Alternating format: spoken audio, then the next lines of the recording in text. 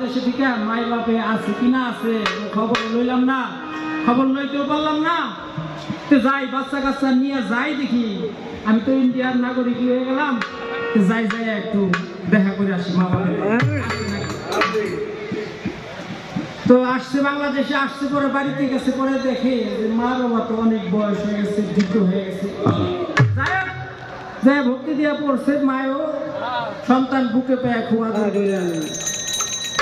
নিশ্চিত বাবা আমি তো ভাবছিলাম যে তোরে হারাই ফেলছি, আর মনে হয় আসবি না, তোর মনে হয় পাবো না। মা হাম চলে আয়া, মানে আমি চলে আসছি, ভুলে গেছে একটা কইতে পারে না।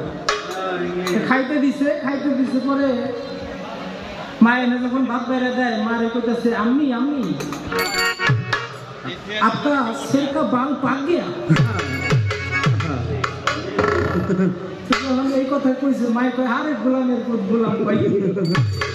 দিন পরে আইছে দেশে, ভালো মন্দ জিজ্ঞেস না করে ও আমার ছেলের বাল পাই, আর হিন্দিতে তো সুরে কয় বাবা। মায়ে তো এটা বুঝে না, মায়ে তো রাগ করে চলে গেছে গোলামের পুত। আমার কাছে যা বলতেছে দেখছাও তোমার পোলায় আমার কি কইছে তোরে, কয় খাইতে দিছি আমারে কয় আমি আপনার সেরকা বাল পাক দিয়া, সেরে বাল পাই গেছে গা। বেটাই তো বুঝে নাই, বেটাই কয় আরে বেটি মাকি তোর বহার দোষ। হ্যাঁ হইছে তাই তো,